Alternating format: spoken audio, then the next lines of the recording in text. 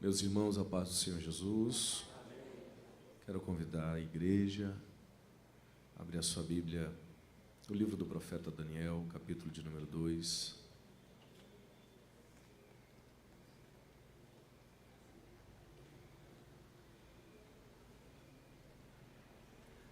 Livro do profeta Daniel. Enquanto você localiza, a minha gratidão a Deus por, mais uma vez, poder estar em seu altar para a exposição da palavra de Deus, a minha família, ao nosso pastor-presidente, pastor Israel Alves Ferreira, ao nosso pastor, vice-pastor deste campo, pastor Carlos Moraes, pastor Antenor, todos os pastores que aqui estão, amigos. Quem achou diz? Daniel 2, versículo 20. Daniel 2, 20. Pronto? Disse Daniel: seja bendito o nome de Deus para todo sempre, porque dele é a sabedoria, a força.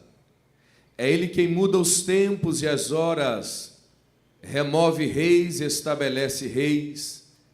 Ele dá sabedoria aos sábios e conhecimento aos entendidos.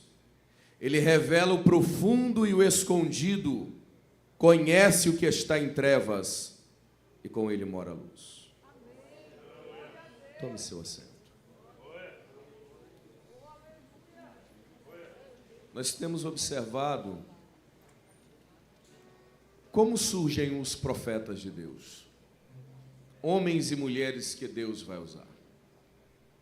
No Velho Testamento, há grandes vultos proféticos, mas aqueles profetas que marcaram a história, eles surgem depois que os reis chamados por Deus abandonaram a fé.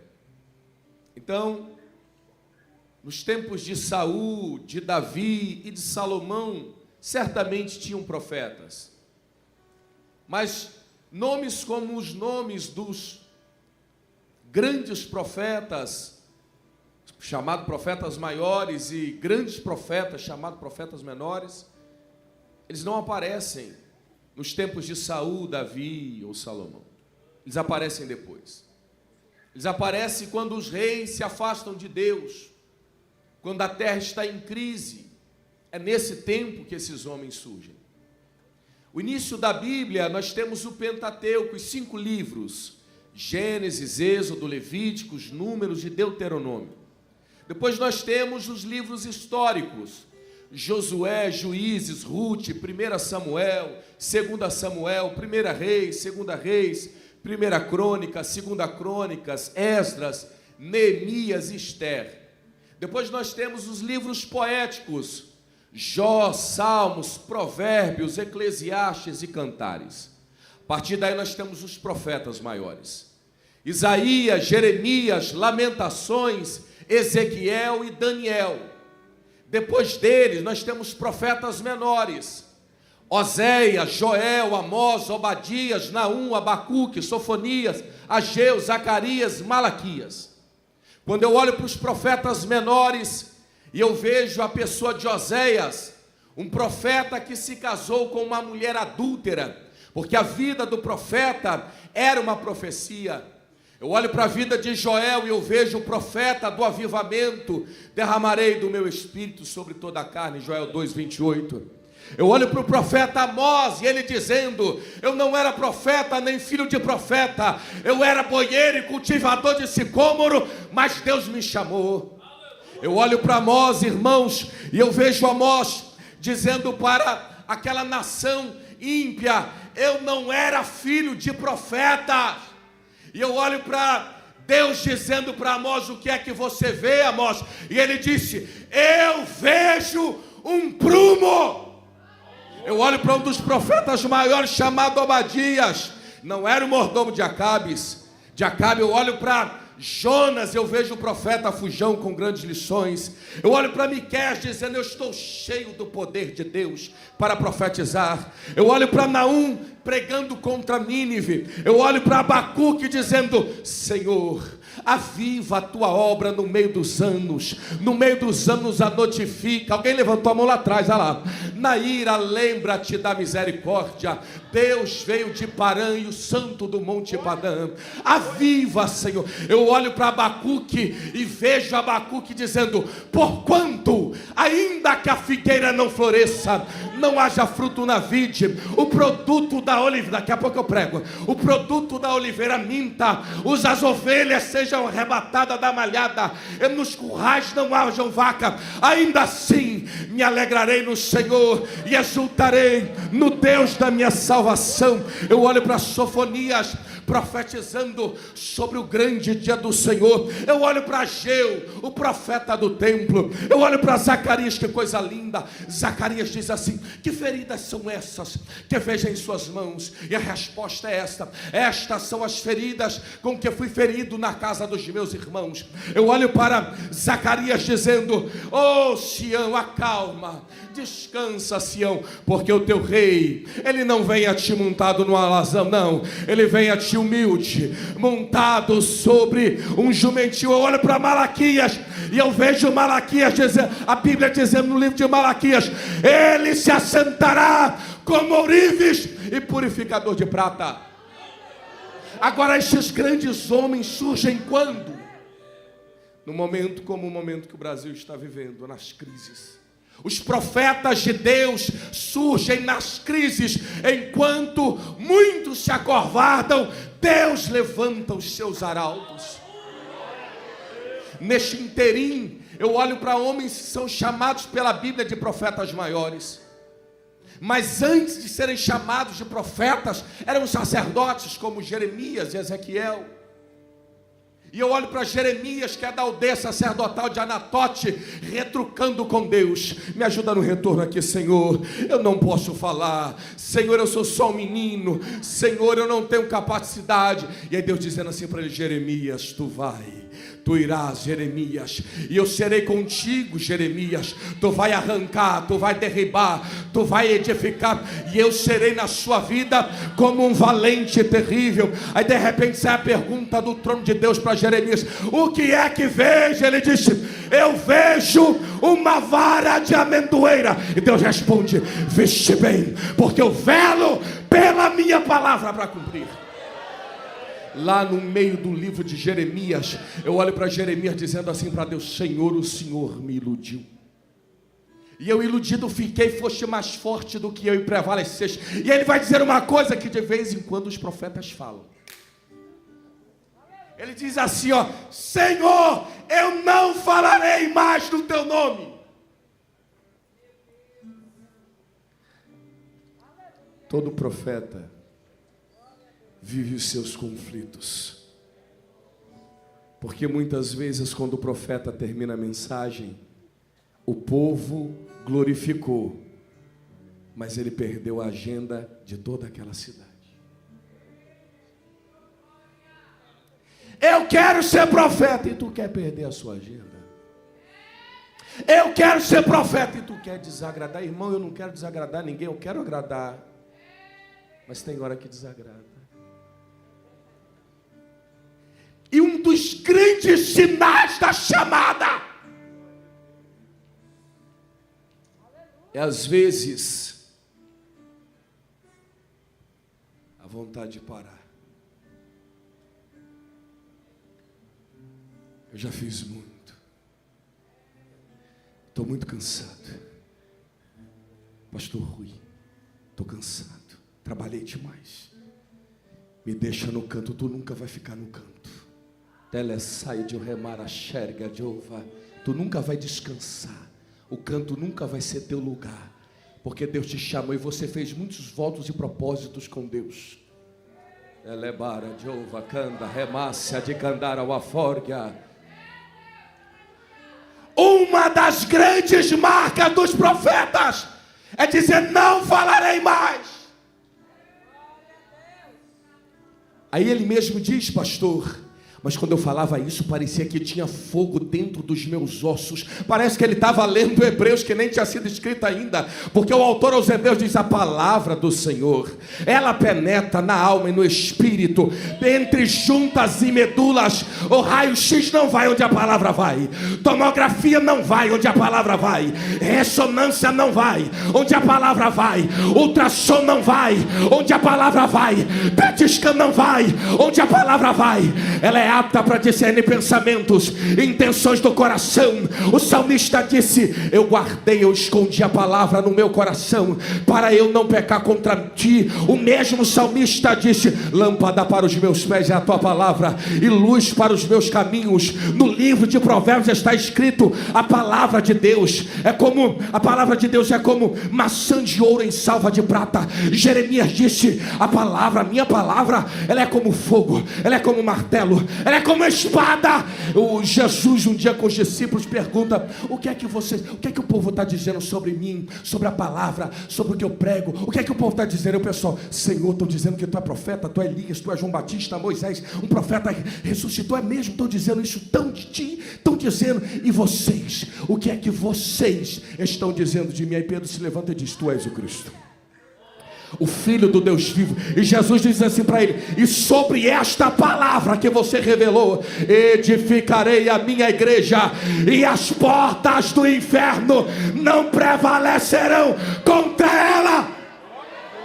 A epístola de João diz: são três que testificam no céu: o Pai, a palavra e o Espírito. E estes três são um. Apocalipse diz que a palavra de Deus, bem-aventurado aquele que lê, o que ouve e o que guarda as palavras deste livro, porque o tempo está próximo. Jeremias está tentando sair, mas quando Deus chama, nem que ele te encontre dentro de um leito, dentro de um presídio, ele vai lá te buscar. Ele te chamou para ser vaso, ele te chamou para ser boca de Deus, ele te chamou para ser profeta. Não vai ter como guardar o talento, não vai ter como esconder. Tem uma chamada de Deus na tua vida. Eu olho para a vida do profeta Ezequiel, que também era sacerdote, filho de Buzi. Ele diz: eu estava entre os cativos do rio Quebar.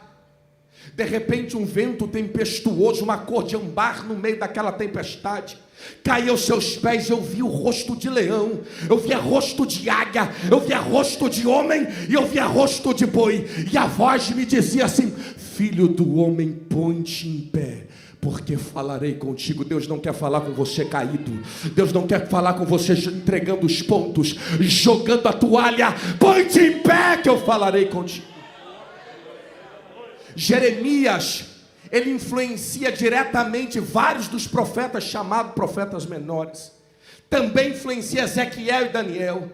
Deus vai manter o Jeremias na velha e destruída Jerusalém no tempo da deportação, e vai manter o Ezequiel nas margens de Babilônia. Eu me lembro do salmo que diz: junto aos rios de Babilônia nós nos assentávamos e chorávamos, lembrando-nos de Sião, nos salgueiros que há no meio dela pendurávamos as nossas harpas. Aqueles que nos levavam cativos diziam: entoai-nos um dos cânticos de Sião. Mas como entoaremos o cântico do Senhor em terra estranha? Se eu me esquecer de ti, Jerusalém, se esqueça a minha destra da tua destreza, se apegue a língua ao paladar, se eu não me lembrar de Jerusalém, a minha maior alegria.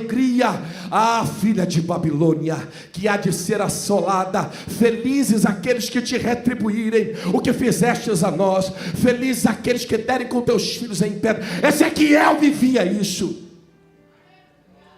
Só que dentro da corte de Babilônia, Deus precisava levantar alguns profetas. Se eu fizesse uma pergunta: Deus levanta profeta num mundo de devassidão, de pecado, de imoralidade, numa Babilônia? Levanta. Deus levanta.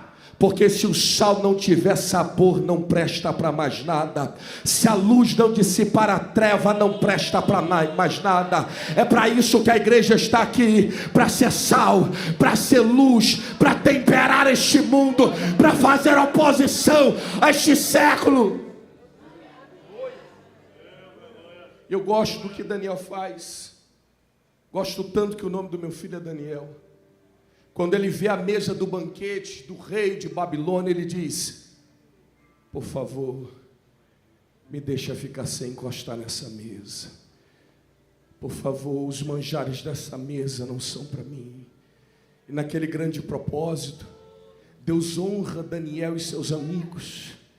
Eu aprendo, igreja, que toda vez que você decidir consagrar a sua vida, Babilônia vai preparar um banquete. Babilônia só vai oferecer banquete para quem tiver consagrado. Se você não quer consagrar, fica tranquilo. Nem o resto de Babilônia não vai te oferecer. Mas se você consagrar a tua vida, Babilônia vai colocar um banquete para você lá. De repente o rei tem um sonho, se perturba e ninguém consegue interpretar o sonho. Aí se apresenta o jovem consagrado. Ele diz: deixa eu fazer uma oração. Eu tenho uns 2 amigos de oração, nós vamos passar uma noite. Eu gosto de que quando ele passa a noite na oração, ele não levanta e corre para Nabucodonosor. Não, ele levanta e estende as mãos para os céus. Porque antes de entregar a revelação para Nabucodonosor, eu vou adorar.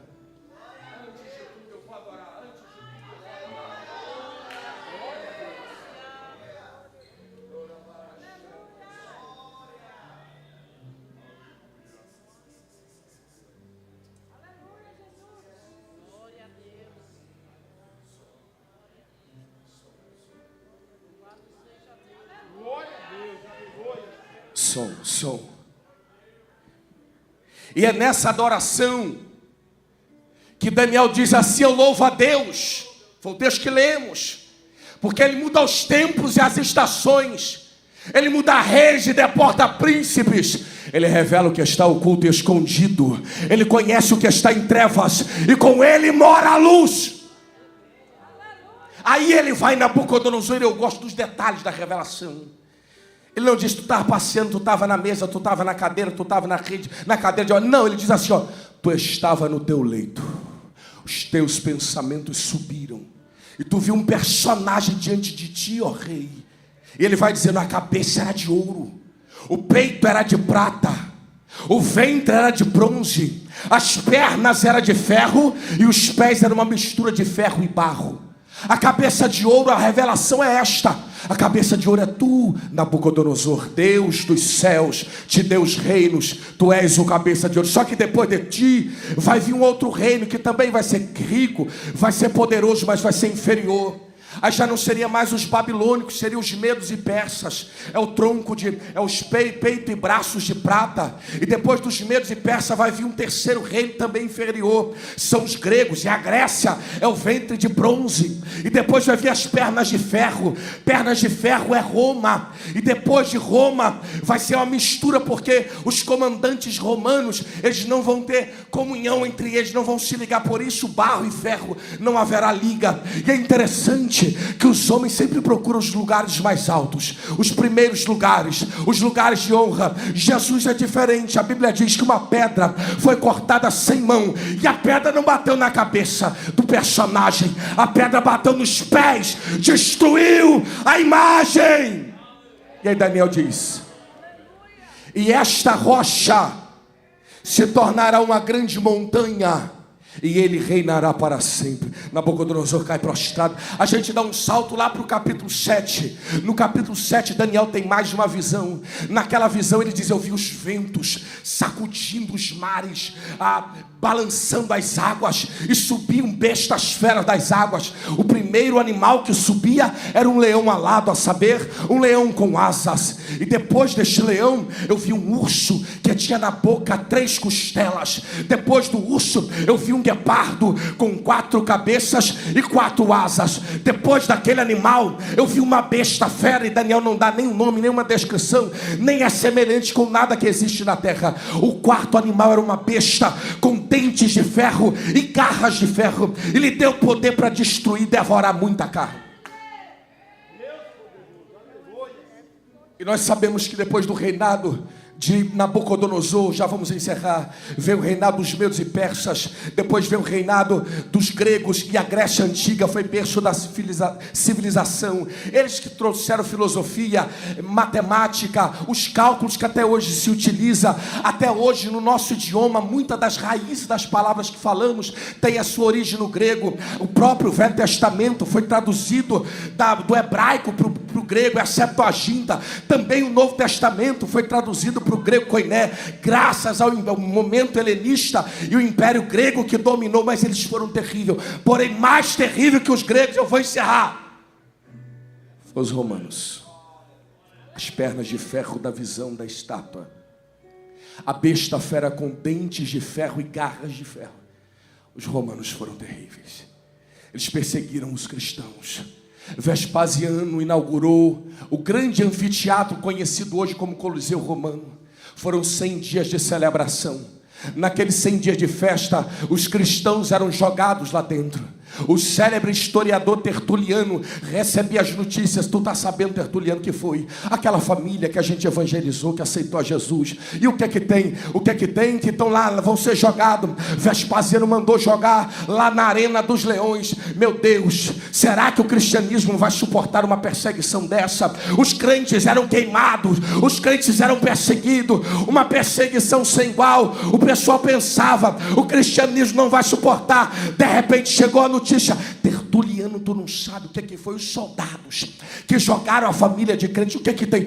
Tudo se converteu, agora são crentes e estão prontos para dar a sua vida por amor ao evangelho. Aí ele pega a célebre pena e escreve a frase: o sangue dos mártires é a semente do evangelho. Perseguição não vai parar a igreja. Não, Tertuliano não vai parar a igreja. Vespasiano não vai. Os Neros da vida, os Césares, cadê os Césares? Cadê os governadores romanos? Cadê os Neros? Cadê o Império Grego? Cadê? Passaram, se foram. Antíoco Epifânio, um homem terrível. Nero, um homem louco, mandou matar a esposa. Agripina mandou matar os filhos, tocou fogo em metade de Roma. Os imperadores Calígula, Vespasiano, estão onde? Se foram. Cadê o poder de Roma? Cadê o poder bélico deles? Acabou. Cadê os deuses da Grécia Antiga? O panteão grego: Zeus, um deus para o céu; Hades, um deus para o inferno; Afrodite, a deusa do amor; Hermes, o deus do comércio; Artemise, deusa da guerra, e por aí vai. A Bíblia diz que o nosso não. A Bíblia diz que o nosso está sentado num trono. Feriado, ele está no trono.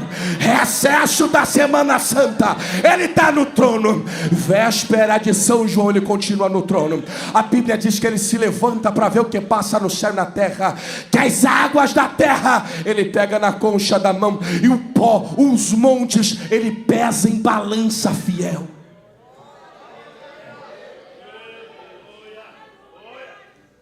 Só que no meio de todo desse inteirinho,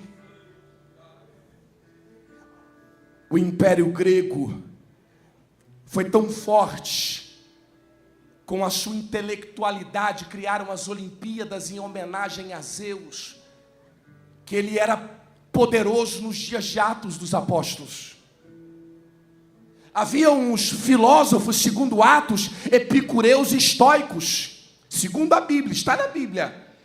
Uns diziam que o prazer é o ideal da vida, e outros diziam que tudo é Deus e Deus é tudo. Doutrinas que hoje continuam sendo propagadas através de religiões como o hinduísmo, o budismo, aonde existe um Deus para o céu e um para a terra. Aí surge um pregador, passou em Bereia, foi perseguido, aí ele viaja depois e vai parar em Atenas. Atenas, o berço da civilização, a capital do mundo antigo. Conta-se que pelo menos 30 mil ídolos havia somente na cidade de Atenas.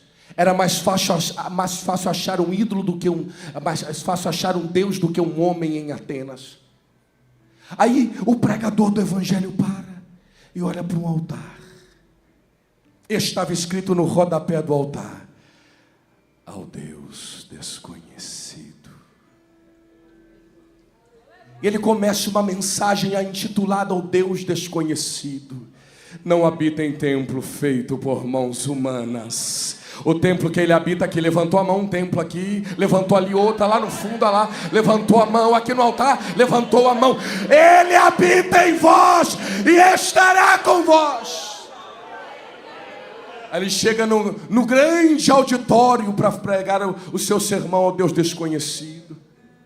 Os atenienses, filósofos estoicos e epicureus diziam assim: Paulo, tu é um tagarela, tu é louco. Só que a Bíblia diz: muitas mulheres gregas aceitaram e se converteram. Alguém dizia: o que é isso, Paulo? Nós estamos dizendo que o nosso Deus, ele tem poder no céu e na terra, aquele Deus grego, e tu está dizendo que o teu morreu na cruz. Aí ele encerra o sermão e eu também encerro o meu, dizendo assim: os judeus pedem sinais, os gregos buscam sabedoria, mas nós pregamos a Cristo crucificado. Escândalo